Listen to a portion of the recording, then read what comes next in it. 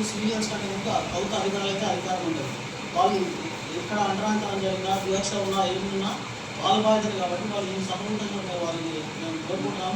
ఇంకోటి మాకు గతంలో మా కేంద్ర సైన్యానికి వచ్చిన విన్నపాలు ఏంటంటే వాళ్ళు ఎస్పెషల్లీ బతుకమ్మ పండుగ కానీ బుటాయి పండుగ కానీ దళిత వాళ్ళని చివరి రావాలని చెప్తున్నారు.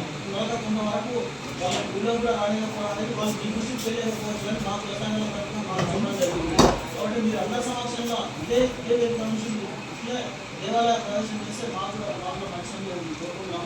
ఇక్కడ వచ్చిన ముసలి వాళ్ళతో కూడా ఒక ఆత్మ ధైర్యం చూసినట్టు మా విన్నపం. తర్వాత ఎంతోమంది ఎస్సీలకు ఈ గవర్నమెంట్ ఇదే స్థలాన్ని ఇచ్చింది, ఇళ్ల స్థలాలు. కానీ ఎవరు కూడా ఒక్కగాడు గవర్నమెంట్ కట్టాలేదు. వాళ్ళు పుస్తకాలు ఏమన్నాడు గవర్నమెంట్ నుంచి ఒక హాస్టల్ శాంక్షన్ అయినా స్కూల్ శాంక్షన్ అయినా వాళ్ళు వెళ్ళిపోకుండా పరిస్థితి ఉంది. వాళ్ళకి ఎవరికైనా వాళ్ళని కట్టాలని లేదు. ఇప్పుడు వాళ్ళకి పేరుకేమో గవర్నమెంట్ నుంచి ఇలాంటి కానీ మళ్ళీ వాళ్ళు ఇల్లు కట్టుకున్నాక కొన్నాడు ప్రభుత్వ పథకాలు ఏదో వచ్చి వాళ్ళ స్థలం మీద కట్టాలంటే వాళ్ళకి వెళ్ళిపోమంటే కూడా వాళ్ళకి గుర్తుకోవాల్సిన వస్తుంది.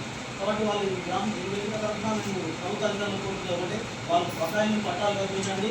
దాని తర్వాత ఆలయ ప్రదేశాన్ని ఒకటి వాళ్ళ లోపల ఆత్మగౌరవాన్ని తీసుకొచ్చి మరి మాకంటూ మాకు అధికారులు ఉన్నారు, మాతో పాటు ఎవరు సపోర్ట్ లేకపోయినా వాళ్ళ ఆందోళన మేము అనే ఒక ఆలోచన వాళ్ళకి ఉంటుంది.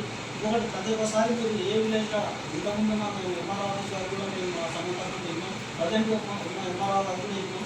ప్రతిసారి ఎప్పుడైతే సివిలైజ్ ఏం చేస్తారో అది దళిత వాడలు నిర్వహించాలి.